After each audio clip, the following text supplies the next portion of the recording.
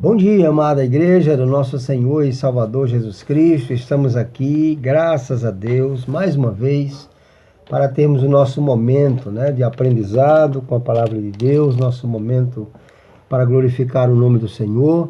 E, queridos, queremos passar uma palavra de tranquilidade, de paz aos vossos corações, vinda da parte de Jesus, que nos tranquiliza com relação a tudo isso que está acontecendo. Então, nesse momento, não devemos ter medo, devemos ter cuidado, Então, nada é para assustar, tudo na nossa vida. Se fizermos tudo direitinho, conforme a vontade de Deus, e acontecer o que não queremos que aconteça, ou o que tememos, devemos entender que aconteceu para o louvor da glória de Deus, tá certo?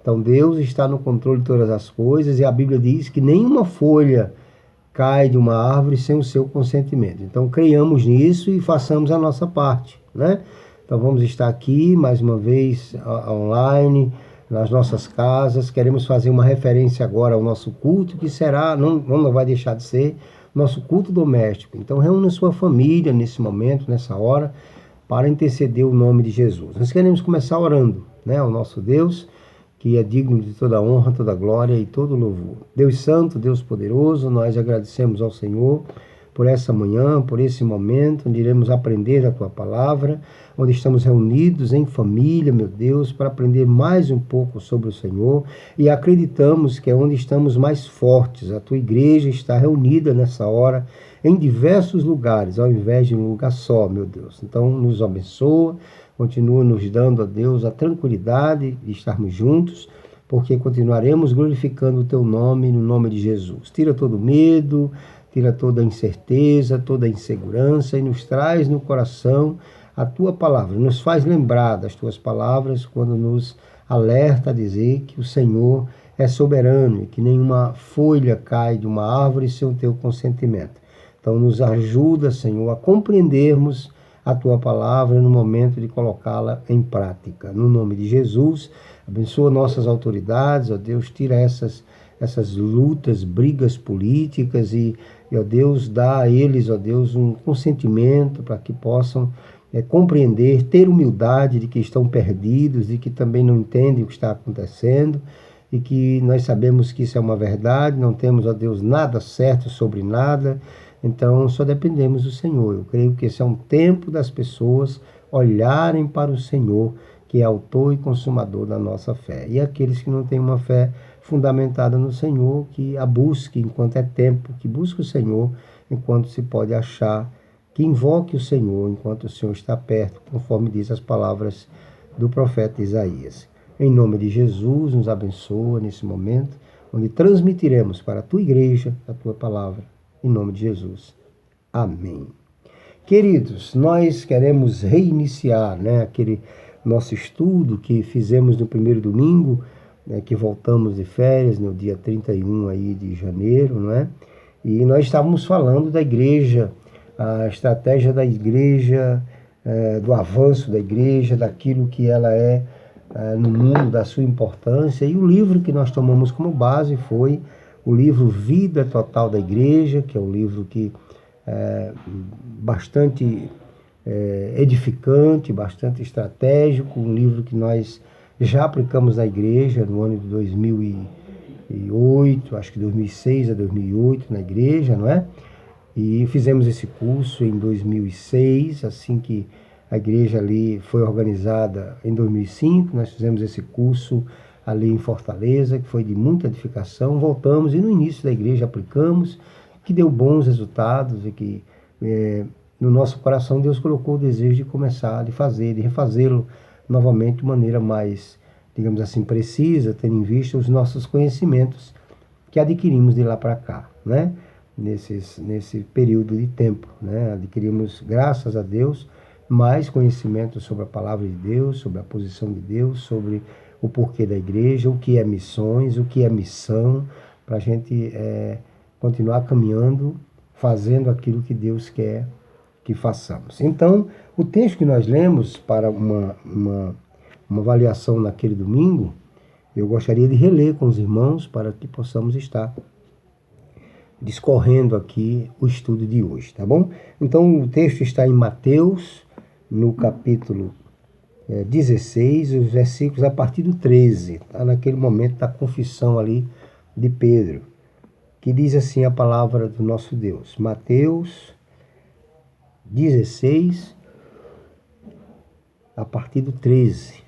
Então ele vai nos dizer assim: tendo chegado às regiões de Cesareia e Filipe, Jesus perguntou aos discípulos: quem os homens dizem ser o Filho do Homem? Eles responderam: alguns dizem que é João Batista, outros Elias, outros Jeremias ou alguns dos profetas. E Jesus lhes perguntou: mas vós, quem dizeis que eu sou? Respondendo Simão Pedro, disse: tu és o Cristo, o Filho do Deus vivo. E Jesus lhe disse: Simão Barjonas, tu és bem-aventurado, pois não foi carne e sangue que te revelaram isso, mas meu Pai que está nos céus, ou no céu.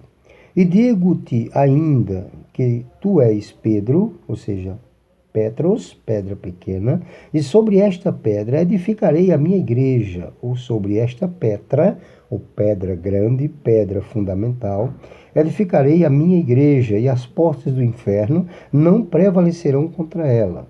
Eu te darei as chaves do reino do céu. O que ligares na terra terá sido ligado no céu, e o que desligares na terra terá sido desligado no céu. Então ordenou aos discípulos que a ninguém contasse ser ele o Cristo.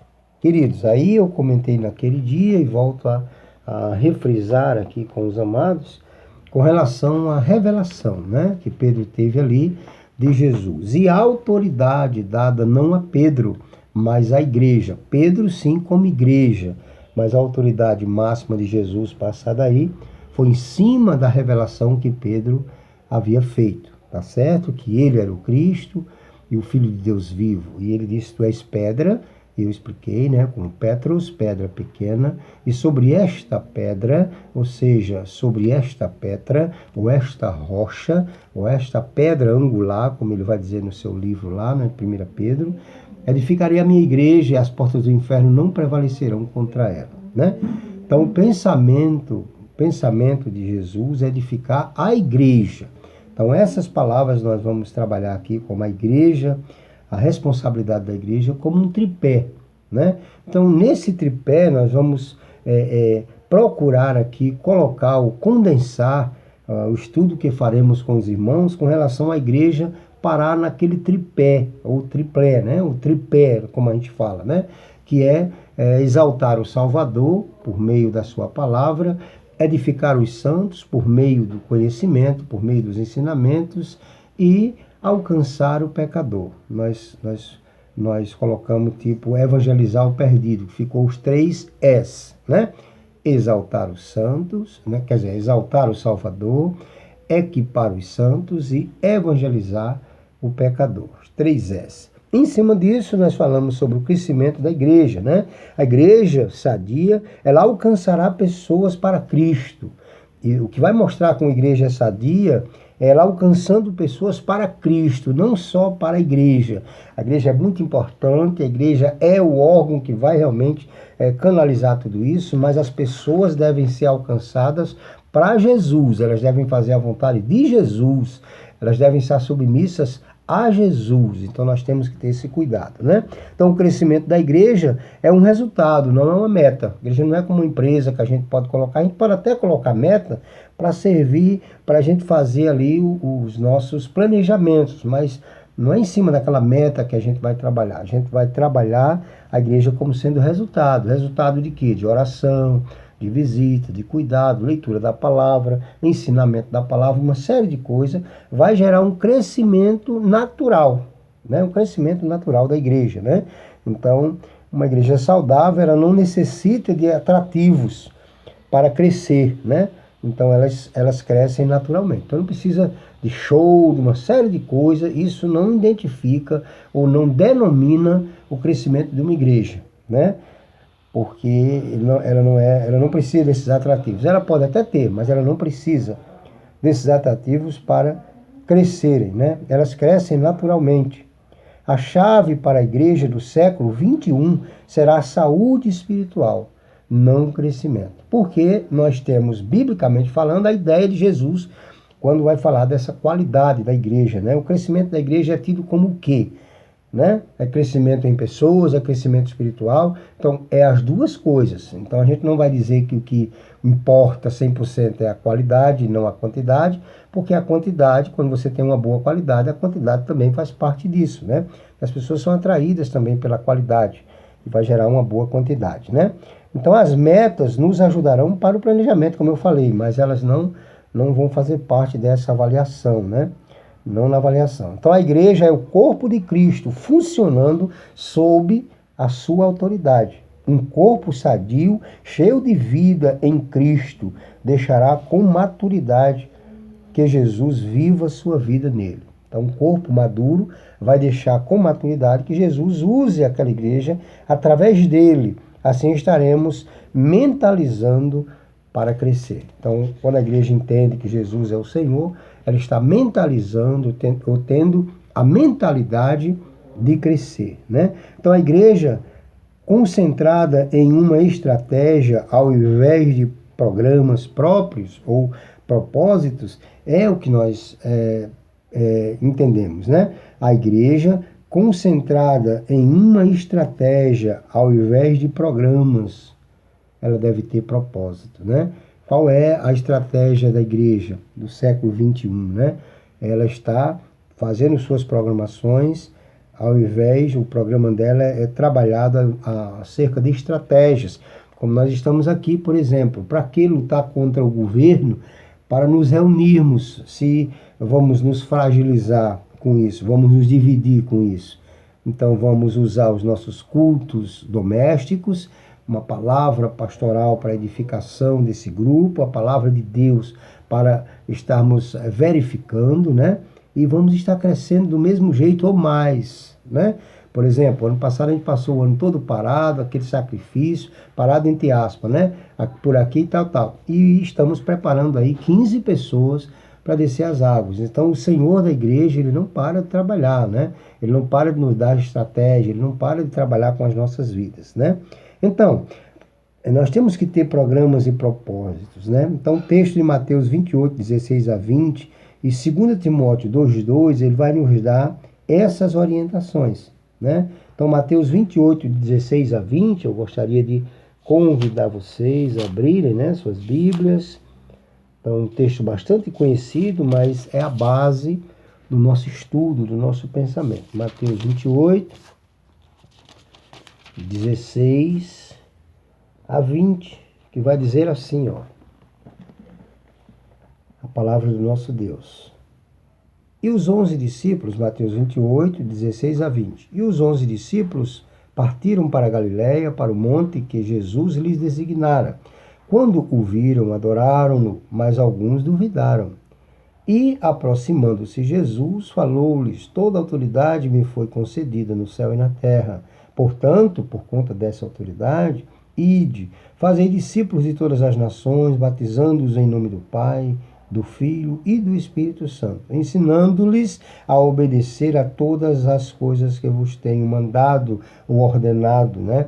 E estou convosco todos os dias até o final dos tempos. Então Jesus aqui dá uma ordem para a igreja, para que nós possamos ensinar, e isso aqui é um meio de ensino, reunião é um meio de ensino, culto é um meio de ensino. Então nós temos várias estratégias ou atividades para ensinar o povo de Deus, né? Não seja por um decreto, alguma coisa que proíbe por enquanto as aglomerações, que a igreja vai parar, de forma nenhuma. Isso é pensar pequeno, né? Isso é se nivelar por baixo, vamos nos nivelar por cima. Jesus é o nosso mentor, né? Então, a visão em relação a isso é proveniente de Deus para a sua missão. Então, a missão da igreja, Deus nos passa uma visão para que essa missão seja abençoada, seja abençoadora, né? Então, a sua missão, que procede de uma fonte inesgotável. Quem é a fonte da igreja? Jesus, né? Essa fonte é inesgotável. Então, o Salvador, que é soberano, Cristo, o cabeça da igreja, a Escritura, né? Que é o que nós estamos utilizando e que iremos sempre utilizar, que é a revelação, é a nossa regra de fé e prática. Aquela revelação de Pedro está escrito nessa escritura, que ele recebeu Jesus ali, diferente de todo mundo, ele percebeu Jesus, né? E o Espírito Santo, que é quem vai nos fazer lembrar, é quem vai nos fazer viver, porque não basta sermos eloquentes na palavra, conhecedores de tudo o que se deve fazer, mas que na hora da prática não existe, né? Eu vejo muita gente ensinando a Bíblia, conversando sobre a Bíblia, trazendo palavras sobre a Bíblia, mas vivendo a Bíblia, vivendo a palavra, ainda é uma escassez, né? Então a gente precisa não só saber o que deve fazer, mas precisa fazer, né? Para continuar ensinando o povo. Então, competente nessa medida, né? Nós temos esse primeiro componente para a visão, para a igreja crescer, é essa visão, né? Que tenhamos essa visão, que temos um Salvador, temos as Escrituras e temos o Espírito Santo.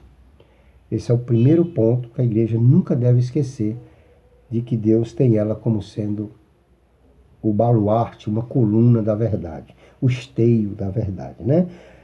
Número 2, esse componente número 2 que nós separamos aqui, com base nessa visão, eu coloquei aqui como compromisso. Então, nessa visão de Pedro, surgiu o compromisso, porque Jesus diz: tu és Pedro, pedra pequena. Sobre esta pedra, a tua palavra, ou isso que você acabou de dizer, edificaria a minha igreja, e as portas do inferno não prevalecerão contra ela. Então, o compromisso, Jesus nos tornou, de certa forma, seus filhos, seus co-herdeiros, pela cruz, né? Ele tomou a sua cruz, né? Ele tomou a minha cruz, ele tomou a nossa cruz. Então nós temos que assumir um compromisso para com Cristo, a Bíblia e a igreja, de alcançar pessoas. Então, se eu assumo um compromisso com Jesus, eu estou exaltando o Salvador. Se eu assumo um compromisso com a igreja, eu estou equipando os santos. E se eu assumo esses dois compromissos, obviamente, o terceiro vai ser bem simples. Eu vou alcançar pessoas com esse mesmo ideal, com esse mesmo pensamento. As pessoas fazem isso até com a imoralidade. Eles acreditam tanto na imoralidade, em alguma coisa, que eles montam um cartel e que, se possível, engana até alguns santos, até alguns escolhidos de Deus, né? Com a sua imoralidade. Imagine nós que temos a palavra, né? Então, o compromisso é algo importante na minha vida, com Jesus, com a igreja que eu congrego, com a minha fidelidade, com a minha presença nos cultos, com a minha participação com dízimos e ofertas para o desenvolvimento, o mantimento na casa do Senhor, e para com o Espírito Santo, ou seja, orando, vigiando, lendo a Bíblia, sendo bons cidadãos, né? Então esse compromisso não pode faltar na nossa vida. Terceiro componente, a liderança, né? Então eu exaltei aqui a ideia da liderança, porque foi por meio desse pensamento com Pedro ali, que Jesus ele estabeleceu esse último texto que a gente leu, né? Os discípulos estavam ali e ele disse: olha, fiquem tranquilos, foi-me dado todo o poder, toda a autoridade no céu e na terra. Portanto, ide, façam discípulos de todas as nações, né? Batize-os, como ele diz aqui, né? Batize-os em nome do Pai, do Filho e do Espírito Santo. E ele vai dizer assim: ensine-os. Então não é só batizar. Tem muitas igrejas trazendo, batizando, soltando. Não, nossa preocupação não é só em batizar. É batizar, ensinar, né? E ensinar o quê? O que nós queremos, as nossas ideologias, os nossos pensamentos, as nossas ideias? Não. Ensine-os o que eu vos tenho ordenado, disse Jesus. Então é a ordem de Jesus que nós temos que ensinar, né? A palavra, o evangelho. Então esse componente aqui de liderança, ele vem nesse contexto. Porque, por exemplo, Jesus é o padrão das qualidades essenciais da igreja sadia. Como tem que ser? Como temos que seguir esse padrão de uma igreja sadia? A liderança tem que ver o quê? Liderança para serviço. Então hoje nós estamos vivendo um tempo que as lideranças se apresentam para ser servidos. Quando na verdade tem que haver essa troca. A liderança é para servir. A liderança de Jesus, o padrão de Jesus foi servir, se entregar para servir. Uma liderança espiritual, ou seja, uma liderança que não trabalha para a espiritualidade, mas que ela vive dentro do espiritual. Porque espiritualidade, eu acho pecado. Viver de vida espiritual é essência, maravilha, glória a Deus. Espiritualidade é espiritualizar tudo, é religião, é motivo de briga, uma série de coisas. Mas liderança tem que ser espiritual. Ela tem que receber de Deus as suas orientações, né? Liderança compartilhada. O que é isso? O método 222 que o apóstolo Paulo fala lá em 2 Timóteo 2:2. O que aprendeste de mim, ensine a homens idôneos que façam a mesma coisa. Então, eu aprendo de Deus, aprendi com o apóstolo Paulo, com a sua palavra, ensino a homens, e a observação é homens idôneos que façam o mesmo. Ou seja, a palavra nos diz o seguinte: se nós soubéssemos quem não ia passar essa mensagem, a gente nem ensinava. A gente ensina para todos, mas a ordem de Deus é tão criteriosa que ela diz: ensine a homens idôneos. O que é idôneos? Capazes, de caráter, que vai fazer a mesma coisa. Então veja onde está a nossa responsabilidade. Quando estamos ensinando o Evangelho, estamos dentro da classificação dos idôneos. Aprendemos de Deus e estamos passando. Certo? Então a liderança ela tem que ser espiritual, ela tem que ser forte. Uma liderança forte. Uma liderança compartilhada. Ela deve compartilhar. Um líder, ele influencia outras pessoas a também se tornarem líderes.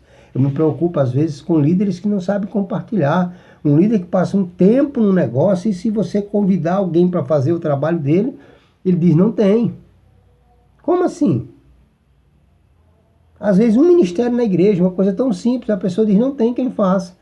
Se não tem, é porque você não assumiu o compromisso de tornar a sua liderança compartilhada. Você tem que ensinar alguém, encoste em alguém, se multiplique. Isso em todos os sentidos. É bom para o reino, é bom para você, é bom para a pessoa e é bíblico. Então a gente deve ter liderança compartilhada, do jeito que o pastor compartilha, do jeito que o pastor tem vários líderes, louvado seja Deus, vários ministérios a serviço do reino de Deus. Isso não é competência, é multiplicação para o reino. Liderança compartilhada. Uma igreja jamais caminha além do nível de sua liderança. Pense nisso. De acordo com o nível da liderança, é a igreja. Se o líder for um líder assustado, a igreja é assustada. Se o líder for um líder espiritual, a igreja é espiritual. Se o líder for desajustado, a igreja é desajustada. Se ele for uma pessoa irreverente, a igreja vai ser irreverente, porque é a cara do líder. E isso, de igreja, a gente traz para ministérios. Você vai ter pessoas parecidas com você, isso é natural. Porque isso é multiplicação de liderança. Não é? Então nós precisamos ser uma liderança tranquila dessa forma, porque sabemos que a igreja não vai além da nossa liderança. Então esse quesito número 3 aí de liderança é muito importante aprendermos nessa manhã. E uma outra coisa, o pensamento número 4 aqui, que a igreja tem que ter nesse século XXI para andarmos juntos, mesmo com essas pandemias, com esses problemas e tal, é unidade. Unidade. É muito importante. O poder de Deus em ação através da vida de seus membros. Unidade é essencial para o crescimento evangelístico. Todos pensando a mesma coisa. É o que o apóstolo Paulo dizia aos filipenses ali. Tendo em vós o mesmo sentimento que houve também em Cristo Jesus, nosso Senhor. E aí ele vai discorrer ali. Jesus foi levado à cruz, calado, não abriu sua boca. Então ele vai trazer ali toda uma trajetória de como foi Jesus. Ali é para a gente olhar e pensar que nós estamos fazendo, idealizando, trabalhando para o mesmo Senhor, para a mesma situação, na mesma situação, certo? Então a ideia aqui de de estar em unidade. Tem muitas pessoas trazendo essa palavra de unidade de maneira errada. Eu não tenho unidade com quem eu não tenho comunhão. Comunhão é uma coisa, unidade é outra. Mas antes de ter unidade, eu preciso ter comunhão.